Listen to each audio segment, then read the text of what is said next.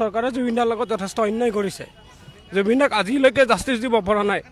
এই কালপ্ৰিটকেইটা বিদেশত জুবিনদাক নি মাৰাৰ পিছত আজি ইলেকশ্যন যোৱাৰ 24 ঘণ্টা নহওঁতেই জুবিন এই আপোনাৰ ৰিণিকী ভূঞাৰ 3খন পাছপোৰ্ট বিদেশী নহয় বুলি এফিডেভিট আকাৰে চৰকাৰক প্ৰমাণ দেখুৱালে, কিন্তু আজি 7 মাহ 8 মাহ পাৰ হৈ গ'ল, জুবিনদাক জাষ্টিছ দিব পৰা নাই। এনেকুৱা এখন কাপুৰুষ চৰকাৰ, যিখন চৰকাৰে জুবিনদাক জাষ্টিছ দিব বুলি আমাৰ অসমৰ ৰাইজৰ জনসাধাৰণৰ বিশ্বাস নহয়। আৰু এষাৰ কথা, আজি চিন্তা কৰক, ইমান ডাঙৰ এটা এৰিয়া, এটা নেশ্যনেল হাইৱে সন্মুখত পাৰ্কিং দিছে, যথেষ্ট গাড়ী অহা যোৱা, কিমান অসুবিধা, পাৰ্কিংটো কমচে কম ইয়াত দিব পাৰিলে হয়, মানুহখিনি সুবিধা উঠে। আৰু তেনেকুৱা ধৰণৰ বহুত কথা আছে। কথাটো হৈছে কি, আইনে যদিও তেওঁলোকক বেলত দিয়ে, অসমৰ ৰাইজে কিন্তু তেওঁলোকক ক্ষমা কোনোদিন নকৰে। সদায় তেওঁলোক আমাৰ অসমৰ শত্ৰু আৰু সদায় শত্ৰু হৈ থাকিব। যেনেকৈ নহওক, যি কৰিয়ে নহওক, যি ব্যৱস্থাৰে নহওক, অসমৰ ৰাইজ শুই থকা নাই। অসমৰ ৰাইজ আৱেগত একোটা জুই লৈ জীয়াই আছে। এই জুইকুৰা আৰু জ্বলাবলৈ চেষ্টা নকৰিব, অসম চৰকাৰক অনুৰোধ কৰিছোঁ। অতি সোনকালে ফাষ্টেগ আদালতত জাষ্টিছ দিয়ক, গৰিমাবৰ আত্মাক শান্তি দিয়ক, জুবিনদাৰ আত্মাক শান্তি দিয়ক, অসমৰ ৰাইজৰ আত্মাক শান্তি দিয়ক। আমাক জুবিনদাৰ জাষ্টিছ নোপোৱালৈকে আমি হেংদাং আৰু হাতত যিয়ে অস্ত্ৰ নহওক, আমি ল'বলৈ সদায় সাজু আছোঁ। অসমৰ 3,50,00,000 ৰাইজ সদায় কিন্তু একোৰা জুই আৱেগত লৈ জীয়াই আছে। আজি বহাগৰ 1 তাৰিখ, জুবিনদাৰ পিনে আমি সঁচাকৈ আধৰুৱা, আমি শূন্য, আমাৰ একো নাই আজি জুবিনদাৰ অবিহনে। আমি সদায় এখন লিষ্ট ওলাই, আপোনালোকৰ মানে কি কয়, এখন লিষ্ট জুবিনৰ ক'ত ক'ত প্ৰগ্ৰাম আছে, কেনেকৈ প্ৰগ্ৰাম আছে, আমি কি আনন্দ কি ফূৰ্তি যাম। 100 কিলোমিটাৰ 150 কিলোমিটাৰ দূৰলৈকে জুবিনদাৰ প্ৰগ্ৰাম চাবলৈ গৈছিলোঁ। আজি এই জুবিনদাৰ অবিহনে বহাগ বিহু শূন্য। অসমৰ ৰাইজ জাগিবলৈ হৈছে, জাগক, নহ'লে কিন্তু জুবিনদাৰ জাষ্টিছ নাপায়। এখন চৰকাৰে জাষ্টিছ দিব নোৱাৰে, কিন্তু বিশ্বাস নাই এখন চৰকাৰৰ ওপৰত। এতিয়া কথাটো চাওক, আমিও এটা কথা কৈছোঁ, পানীত ডুবিয়ে মৃত্যু হৈছে, কিন্তু পানীত ডুবিল কিয়, কেনেকৈ ডুবিল, তেওঁলোকৰ ৰিপৰ্টত সেইটোৱে আহিব, ড্ৰাউনিং বুলি আহিব, পানীত ডুবি মৰিল বুলি আহিব, কিন্তু পানীত ডুবালে কোনে? মই পানীত যাব নলগীয়া মানুহ, মই পানীত এবাৰ গৈছোঁ। এবাৰ যোৱাৰ পিছত মোৰ দায়িত্ব কি আছিল, শ্যামকানু মহন্ত বা সিদ্ধাৰ্থ শৰ্মাৰ দায়িত্ব কি আছিল, বিং এ মেনেজাৰ, যে পানীত গৈছে মোৰ তাড়াতাড়ি আনিব লাগে। তেওঁ যদি জুবিনদাক পানীত থাকিবৰ কাৰণে এৰি দিয়ে, মানে কি, তই মৰ। এটা কথাই ঠিক, ড্ৰাউনিং হৈয়ে ঢুকাইছে, তাত কাৰো ডিমত নাই, কিন্তু ড্ৰাউনিং মানে পানীত ডুবি মৰিল কিয়, কোনে পানীত ডুবাই মাৰিলে, সেইটোহে এইখন আদালতে এতিয়া বিচাৰ কৰিব। চাওক, ছিংগাপুৰৰ দেশৰ এটা নিয়ম আছে, তাত যদি কোনোবা তেনেকৈ ঢুকায়, তেতিয়া তেওঁলোকে আচল মৃত্যুৰ কাৰণটো চাব বিচাৰে। সেইকাৰণে তেওঁলোকে কৰোণাৰ কোৰ্ট দিছিলে। এতিয়া তাত তেওঁলোকে ড্ৰাউনিং পাইছে বা মাৰ্ডাৰ পাইছে, সেইটোৰ ডাইৰেক্ট ইম্পেক্ট আমাৰ কোৰ্টত একো নহয়, কাৰণ আমাৰ কোৰ্টত চলি আছে BNSSৰ আণ্ডাৰত, আৰু BNSৰ আণ্ডাৰ 103, মানে মাৰ্ডাৰ কেছ এটা চলি আছে আমাৰ দেশৰ যিখন আইন আছে তাৰ মতে, আৰু তেওঁলোকে ইনভেষ্টিগেশ্যন কৰিছে, মানে কাৰণটো জানিবৰ কাৰণে তেওঁলোকৰ মতে। গতিকে ডাইৰেক্ট একো ধৰণৰ ইয়াত ইম্পেক্ট নপৰে, মানে প্ৰভাৱ নপৰে। আৰু কৰোণাৰ ৰিপৰ্টে এইটো কথাও কৈছে যে এই মৃত্যুটো এটা পানীত ডুবি পেলাই মৃত্যু হোৱা বুলি কৈছে। এতিয়া কথাটো চাওক, আমিও এটা কথা কৈছোঁ, পানীত ডুবিয়ে মৃত্যু হৈছে, কিন্তু পানীত ডুবিল কিয়, কেনেকৈ ডুবিল, তেওঁলোকৰ ৰিপৰ্টত সেইটোৱে আহিব, ড্ৰাউনিং বুলি আহিব, পানীত ডুবি মৰিল বুলি আহিব, কিন্তু পানীত ডুবালে কোনে? মই পানীত যাব নলগীয়া মানুহ, মই পানীত এবাৰ গৈছোঁ। এবাৰ যোৱাৰ পিছত মোৰ দায়িত্ব কি আছিল, শ্যামকানু মহন্ত বা সিদ্ধাৰ্থ শৰ্মাৰ দায়িত্ব কি আছিল, বিং এ মেনেজাৰ, যে পানীত গৈছে মোৰ তাড়াতাড়ি আনিব লাগে। তেওঁ যদি জুবিনদাক পানীত থাকিবৰ কাৰণে এৰি দিয়ে, মানে কি, তই মৰ, তোক মৰিবলৈ এৰি দিছোঁ। আপোনাক মাৰিবৰ কাৰণে মই ডেগাৰে মাৰিব লাগে বুলি কথা নাই, বন্দুকেৰে গুলিয়াব লাগে বুলি কথা নাই। ছাপ'জ ধৰি লওক আপোনাৰ মূৰৰ ওপৰত এখন তৰোৱাল আছে, সেই তৰোৱালখন এটা ৰছীত গাঁঠি দিয়া আছে, ৰছীডাল মোৰ হাতত আছে। মোৰ যদি বেয়া ইণ্টেনশ্যন হয়, যদি মোৰ মানে মনটো বেয়া হয়, তেতিয়াহ'লে মই ৰছীডাল এৰি দিম, আপোনাৰ মূৰৰ ওপৰত তৰোৱালখন পৰিব, আপুনি মৰি থাকিব, তাৰপিছত ক'ব এইটো মোৰ নেগলিজেণ্ট হ'ল। এইটো নেগলিজেণ্ট বুলি মানিব নেকি? গতিকে এটা কথাই ঠিক, ড্ৰাউনিং হৈয়ে ঢুকাইছে, তাত কাৰো ডিমত নাই, কিন্তু ড্ৰাউনিং মানে পানীত ডুবি মৰিল কিয়, কোনে পানীত ডুবাই মাৰিলে, সেইটোহে এইখন আদালতে এতিয়া বিচাৰ কৰিব।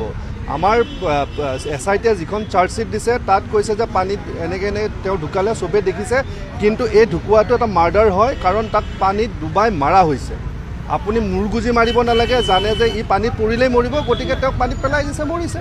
আৰু ডাঙৰ কথাটো হৈছে, আগদিনাখন অত্যাধিক মাত্ৰাত সুৰা পান কৰোৱা হৈছিলে জুবিন গাৰ্গক, আৰু সুৰাৰ পৰিমাণো জুবিনৰ শৰীৰত পোৱা গৈছিলে। সেই কথাটো উল্লেখ কৰিছে টক্সিকলজি ৰিপৰ্টত। ডেফিনেটলি ৰিপৰ্টত কৈছে যে তেওঁ অত্যাধিক সুৰাপান কৰি আছিল। সেইটোতো চবেই জানে যে অত্যাধিক সুৰাপান কৰি আছিল, কিন্তু কোনে কৰাইছিল? এতিয়া আদালতত বহুতে যুক্তি দৰ্শাই যে তেওঁতো বাচ্চা নহয়, তেওঁ ইমান মেচিয়ৰ্ড মানুহ, তেওঁক কোনোবা মদ খুৱাব লাগে নেকি? কিন্তু মই ব্যক্তিগতভাৱে জুবিন দাৰ লগত মই বহুত পাইছোঁ, তেওঁ এটা শিশুসুলভ মানুহ আছিল, সকলোৱে জানে অসমৰ মানুহ। গতিকে তেওঁক বেছিকৈ মদ খুৱাবলৈ বেছি সময় নালাগে। আৰু মদ আপুনি বেছি বাৰ্থডে পাৰ্টি খোৱা আৰু এজন অসুস্থ মানুহক পিছদিনা মাৰিবৰ কাৰণে খোৱাৰ মাজত কিন্তু পাৰ্থক্য আছে। গতিকে এজন মেনেজাৰ বা এজন অৰ্গেনাইজাৰৰ সম্পূৰ্ণ দায়িত্ব আছিলে যে তেওঁক হেৰি কৰাটো, সুৰক্ষা দিয়াটো। তেওঁলোকে পূৰা বিফল হৈছে। আৰু কৰোণাৰ কোৰ্টত যিও ফাইণ্ডিং নাহক, কিন্তু আমাৰ কোৰ্টত যিটো চলি আছে, আমাৰ যদি ইয়াতে আমি চাওক, তেওঁৰ গাতটো আঘাত আছে, আঘাতকেইটাৰ কথাটো কৰোণাৰ কোৰ্টে একো ক'ব নোৱাৰিলে। কিয় নোৱাৰিলে? তাৰমানে সেইটো লাইনত ইনভেষ্টিগেশ্যন হোৱাই নাই। আমি কৈছিলোঁ যে কৰোণাৰ কোৰ্টৰ যদিও কোনো ধৰণৰ আমাৰ ইম্পেক্ট নপৰে, সেই প্ৰচিডিংটোত কিন্তু আমি ভাগ লোৱাটো উচিত আছিল, মই কিন্তু কৈছিলোঁ। গতিকে কিয় নল'লে কি নল'লে সেইটো প্ৰচিকিউশ্যনৰ কথা। গতিকে এইটোৱে কথা, আমাৰ কোৰ্টত এতিয়াও আমি ভাল লাইনত গৈ আছোঁ। আমাৰ নিশ্চয় আমি ভাবোঁ দুখীয়া শাস্তি পাব, আৰু কৰোণাৰ কোৰ্টত যিয়েই নাহক তাৰ কোনো ইম্পেক্ট, তাৰ প্ৰভাৱ আমাৰ প্ৰচিডিঙৰ ওপৰত নপৰে। আৰু এটা কথা, সুবিধা ল'ব নেকি? সুবিধা ল'ব পাৰিব নেকি? অভিযুক্তইতো ক'বই যে তাতো পানীত ডুবি মাৰিছে। আমি বাৰে বাৰে কৈছোঁ পানীত ডুবিয়েই মৰিছে। আপোনাক যদি পানীত মই মূৰটো গোজা মাৰি ধৰোঁ, পষ্টমৰ্টেম ৰিপৰ্টত কি আহিব কওক? পানী খাই ঢুকাইছে। তো পানী খাই কেনেকৈ ঢুকাল? যে অপূৰ্ব কুমাৰ শৰ্মাই মফিজুলৰ মূৰটো দবাই ধৰিলে পানীৰ তলত, তেতিয়াই ঢুকালে। ঠিক চেষ্টা কৰিছে বুলি দিছে ৰিপৰ্টটো। বচাবলৈ কোনে চেষ্টা কৰিছে? তাত কৈছে যে বচাবলৈ চেষ্টা কৰিছিল, কিন্তু তেওঁ সেইটো আৰু বচাবলৈ চেষ্টা কৰোঁতে তেওঁক পানীত মূৰটো গুজি দিয়া নাই বুলি কৈছে। যদি ৰিপৰ্টটো আমি ভালকৈ পোৱা নাই, অলপ নেট চাৰ্চ কৰি আপোনাক কৈ আছোঁ যে পানীত গুজি ধৰা নাই বুলি কৈছে, কিন্তু বচাব কোনকেইজন গৈছিলে? তাত থকা মানুহকেইজনে গৈছিলে। গতিকে তেওঁলোকে বচাব চেষ্টা কৰিছে, কিন্তু তাক ৰক্ষা কৰাৰ দায়িত্বটো কাৰ আছিলে? নামিবই দিব নালাগিছিল। ঠিক আছে, ভুলবশতঃ তেওঁ যেদি মানুহ নামি গ'ল, নামাৰ পিছত মোৰ দায়িত্ব, মই যদি মেনেজাৰ হয় মোৰ দায়িত্ব কি আছে?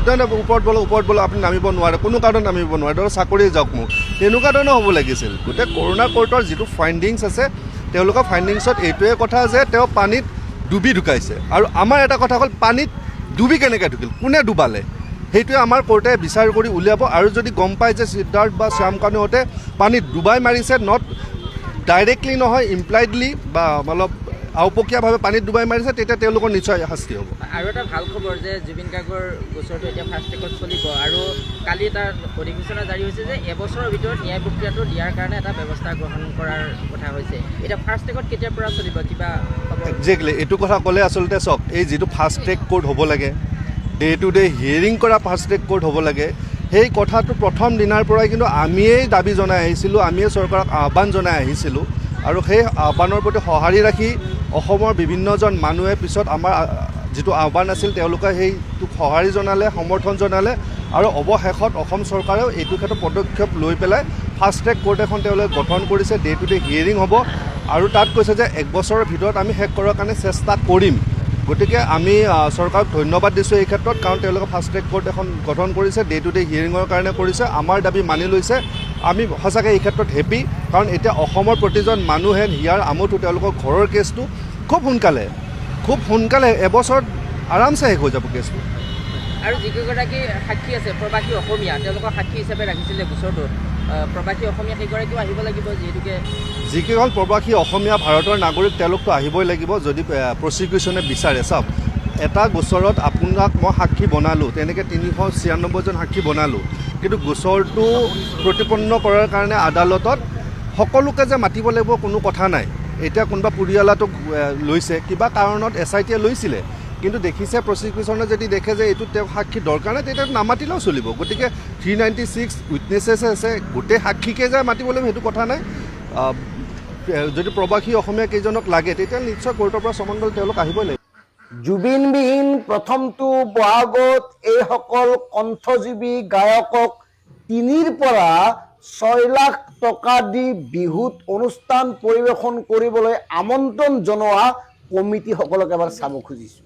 এইকাৰণে কৈছোঁ, জুবিন দা নোহোৱাকৈ এইবাৰ বিহু কোনো এগৰাকী অসমীয়াই সুখেৰে উপভোগ কৰিব নোৱাৰে। এইবাৰ বিষাদৰ বসন্ত, এই বসন্তত কোনেও আপোন পাহৰা হ'ব নোৱাৰে, এই কাৰণে যে এইবাৰ বিহুত কথা এষাৰ ক'বলৈ, গান এটা গাবলৈ আমাৰ হাৰ্টথ্ৰব জুবিন গাৰ্গ নাই। এইখন তালিকা ওলাইছে আৰু এই তালিকাত একাংশ কণ্ঠজীৱীয়ে তেওঁলোকৰ ৰেটটো বান্ধি দিছে। এতিয়া এইসকলৰ আমাৰ প্ৰশ্ন, জুবিন গাৰ্গৰ হত্যাৰ পিছত এওঁলোকে কৰবাত ঐক্যবদ্ধভাৱে জুবিন গাৰ্গৰ মৃত্যুৰ কাৰণ বিচাৰি চৰকাৰক কিবা আহ্বান জনালেনে? জুবিন গাৰ্গৰ হত্যাৰ পিছত এওঁলোকে কিবা প্ৰতিবাদ কৰা দেখিলেনে? ইয়াৰ মাজততো বহুতকেই জুবিন গাৰ্গে প্ৰতিষ্ঠা কৰোৱালে, বহুতেই জুবিন গাৰ্গৰ লগত অনুষ্ঠান পৰিৱেশন কৰিলে, আৰু হয়তো এই বসন্তত এওঁলোকে আবেগ ফালি চকুলো মচি মচি ক'ব এই গানটো গাব নোৱাৰো, জুবিনদাৰ কথা মনত পৰিছে, হয়তো কান্দিও দিব। আৰু সেইকাৰণে বিহু সমিতিৰ মাননীয় উদ্যোক্তাসকল আপোনালোকক অনুৰোধ জনাইছো, এওঁলোকৰ আবেগত বিচলিত নহ'ব। আৰু নিজেই কওক, এওঁলোক 3 পৰা 7 লাখ টকা পাবৰ যোগ্য নেকি? কাৰ গান গায়, কিমানটা গান আছে নিজৰ এওঁলোকৰ? এবাৰ সেইফালে এবাৰ এইফালে বুলি কৈ অযথা হৈ হাল্লা, অযথা কিছুমান অংগী ভংগী দেখুৱাই মানুহক আকৰ্ষিত কৰিব গ'লেই নহ'ব। এওঁলোকৰ নিজস্বতা কি আছে? আৰু সেইকাৰণে কৈছো, এওঁলোকে জাতিৰ পক্ষত কি কাম কৰিছে, এওঁলোকে সাধাৰণ জনতাৰ কাৰণে কি কৰিছে। গতিকে প্ৰিয় দৰ্শক, কথাবোৰ মনত ৰাখিব, উদ্যোক্তাসকল কথাবোৰ মনত ৰাখিব। জুবিনবিহীন প্ৰথমটো বহাগত জুবিনৰ যি চিন্তা, যি চেতনা, জুবিনৰ যি ত্যাগ, জুবিনৰ সাধাৰণ মানুহৰ প্ৰতি থকা যি দায়বদ্ধতা, সেই কথাবোৰ আমি সোঁৱৰণ কৰিব লাগিব। আৰু যিসকলে জুবিন গাৰ্গক লৈ বেপাৰ কৰিব খোজে তেওঁলোকক আমি বাধা দিব লাগিব। আৰু মন কৰক, মই আপোনালোকক তালিকাখন দিছো, এওঁলোকৰ ৰেটবোৰ জনাইছো। আচুৰ্য বৰপাত্ৰ 6.5 লাখৰ পৰা 7.5 লাখ টকা এখেতৰ মানে ৰেট। আনহাতে নীল আকাশ 6.5 পৰা 7.5 লাখ, দিক্ষু শৰ্মা 6 লাখৰ পৰা 6.5 লাখ, জুবলি বৰুৱা মানে 5 লাখৰ পৰা 6,50,000লৈকে। ইয়াতে কৈছো, জুবলি বৰুৱা, দিক্ষু শৰ্মা, আচুৰ্য বৰপাত্ৰ, নীল আকাশ, আপোনালোকে কেতিয়াবা কৰবাত ঐক্যবদ্ধভাৱে জুবিন গাৰ্গক ছিংগাপুৰত কোনে কেনেকৈ হত্যা কৰিলে এই কথাটো জানিবৰ কাৰণে চৰকাৰক আহ্বান জনাইছেনে? আপোনালোককতো জুবিন গাৰ্গে বহুত দিলে, যিহেতুকে মুখ্যমন্ত্ৰী ডাঙৰীয়াই বাৰে বাৰে কৈ আছে জুবিন গাৰ্গক হত্যা কৰা হৈছে, তাৰপিছত আপোনালোকে কিয় কোৱা নাই কোনে কেনেকৈ হত্যা কৰিছে তাৎক্ষণিকভাৱে আমাক জনাওক। এই কথাটোতো আপোনালোকে ক'ব পাৰে। আনহাতে প্ৰিয়ংকা ভৰালী 4 লাখৰ পৰা 5.5 লাখ টকা, দীপলিনা ডেকা 4,20,000 পৰা 4.5 লাখ, সুবাসনা দত্ত 3,80,000 পৰা 4,50,000, জিতুল সোণোৱাল 2,50,000 পৰা 3,80,000, শংকুৰাজ কোঁৱৰ মানে 5 লাখৰ পৰা 6,50,000, কুসুম কৈলাশ 5 লাখৰ পৰা 5,30,000, প্ৰবীণ বৰা 4.5 লাখৰ পৰা 5 লাখ, দীপান্বিতা ডেকা 3,50,000 পৰা 4 লাখ টকা। এই কাৰবাৰবোৰ কি? ইমান ৰেটৰ মানুহ নেকি এওঁলোক? ইমান টকা দি এওঁলোকৰ গান শুনিব পৰা কৰবাত যুক্তিযুক্ততা আছে নেকি? এওঁলোকৰ গানত সেই দম আছে নেকি? এওঁলোকে গানৰ মাজেৰে কেতিয়াবা সাধাৰণ জনতাৰ কথা কৈছে নেকি, মানুহৰ কথা কৈছে নেকি? মন্তুমণি শইকীয়া 3.5 লাখৰ পৰা 4 লাখ টকা, মৰ্মিতা মিত্ৰ 3 পৰা 4 লাখ টকা। গতিকে আমাৰ একদম স্পষ্ট কথা, এইবাৰ জুবিনবিহীন প্ৰথমটো বহাগত অসমৰ থলুৱা শিল্পীসকলক, জুবিন অনুৰাগী একাংশ বহুত ভাল গায়ক আছে যিসকলে জুবিনদাৰ গান মানে ইমান প্ৰাণ ভৰি গায়, তেওঁলোকৰ প্ৰাণত ইমান কাতৰতা আছে জুবিন গাৰ্গক লৈ, তেওঁলোকৰ কণ্ঠত ইমান আবেদন আছে। তেনেকুৱা কনিষ্ঠ গায়কক মাতক, যিসকলে জুবিন গাৰ্গৰ গান চৰ্চা কৰি আছে, জুবিন গাৰ্গৰ গান অনুশীলন কৰি আছে, জুবিন গাৰ্গৰ গান ভালদৰে গোৱাৰ সামৰ্থ্য আছে। আৰু যদি কাৰোবাক লাগে আমি দিম যোগাযোগ কৰি, এনেকুৱা তেনেকুৱা গায়ক। গতিকে প্ৰিয় দৰ্শক, কথাবোৰ মন কৰক আৰু উদ্যোক্তাসকল আপোনালোকে কথাবোৰ চিন্তা কৰক। এইসকল লোকক ইমান লাখ টকা দি নিমন্ত্ৰণ কৰাৰ কোনো প্ৰয়োজন নাই। এওঁলোকে কোনোদিন চৰকাৰৰ জনবিৰোধী কাম কাজৰ মুকলি বিৰোধিতা কৰিব পৰা নাই। এওঁলোকে কোনোদিন সাধাৰণ জনতাৰ হৈ মাত এষাৰ দিয়া নাই। এওঁলোকে কোনোদিন প্ৰকৃতি ধ্বংসৰ বিৰুদ্ধে মাত এষাৰ দিয়া নাই।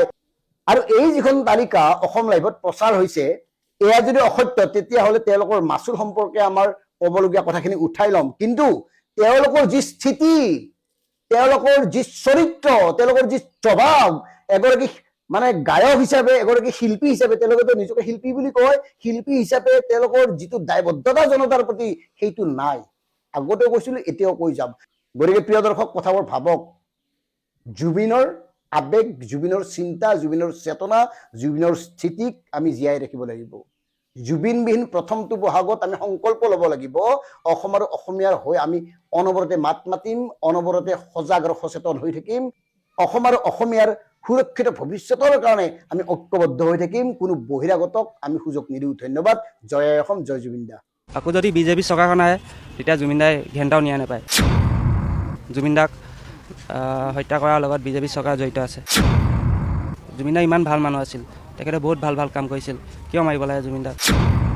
চৰকাৰ বদলাব লাগিব। চৰকাৰখন যদি নতুন চৰকাৰ আহে তেতিয়া জুবিন দাই ন্যায় পাব। জুবিন দাৰ অবিহনে বহাগ সদায় নিথৰুৱা হৈ থাকিব। জুবিন উৰুঙা উৰুঙা বহাগ, সেমেকা সেমেকা আমাৰ মন। জুবিন দা নোহোৱাকৈ বিহু কেতিয়াও হ'ব নোৱাৰে, কাৰণ জুবিন দাক মানেই বিহু আছিল। জুবিন দা বিহু মঞ্চত আহি ঐ নাহৰ বুলি যেতিয়া গাইছিল তেতিয়া বিহু বিহু লাগিছিল।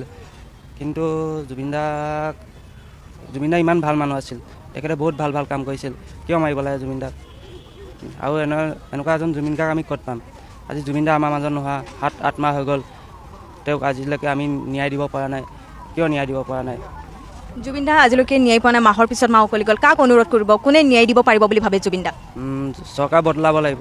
চৰকাৰখন যদি নতুন চৰকাৰ আহে তেতিয়া জুবিন দাই ন্যায় পাব। আকৌ যদি বিজেপি চৰকাৰখন আহে তেতিয়া জুবিন দাই ঘেণ্টাও ন্যায় নাপায়, কাৰণ জুবিন দাক হত্যা কৰাৰ লগত বিজেপি চৰকাৰ জড়িত আছে।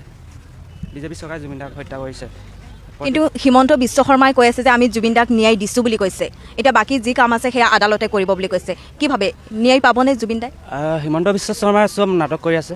অসমৰ মানুহবিলাকক চবকে বুৰ্বক বনাই আছে, চব মানুহকে পইচা দি চবকে কিনি ল'লে। এতিয়া দেখিছোঁ কিছুমান শিল্পী এতিয়া বিহু আহিছে কাৰণে ইয়ালৈ আহিছে জুবিন দাৰ ওচৰলৈ। জুবিন দাৰ ন্যায় সন্দৰ্ভত কোনো শিল্পীয়ে মান মতা নাই, ন্যায় বিচৰা নাই। চব চাৰ্ট হ'ব, মানুহবিলাক চব চাৰ্ট হ'ব। জুবিন দা আমাৰ অসমখনক ভাল পাইছিল, মুম্বাইৰ পৰা উভতি আহিছিল নিজৰ মাতৃভূমিলৈ, অসমলৈ। ইচ্ছা কৰিলে তেওঁ মুম্বাইত থাকিব পাৰিলে হয় ৰজাদৰে, কিন্তু অসমখনক ভাল পাইছিল, অসমৰ মানুহবিলাকক ভাল পাইছিল, মনে প্ৰাণে ভাল পাইছিল, নিজ স্বাৰ্থত ভাল পাইছিল। কিন্তু সেই অসমৰ মানুহবিলাকে আজিলৈকে জুবিন দাক ন্যায় দিব পৰা নাই।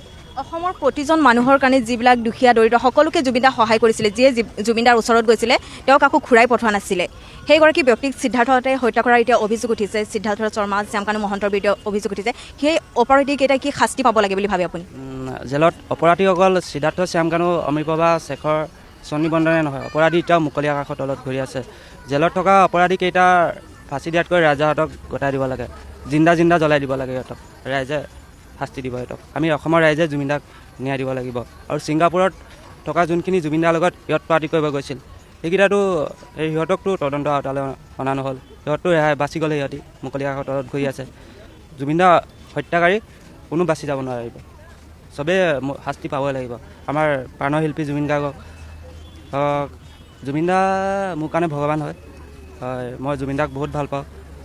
তেখেতক মই থাপনা পাতি লৈছোঁ ঘৰত, ভগৱান হিচাপে সদায় ৰাতিপুৱা গধূলি ধূপ চাকি জ্বলাই প্ৰাৰ্থনা কৰোঁ।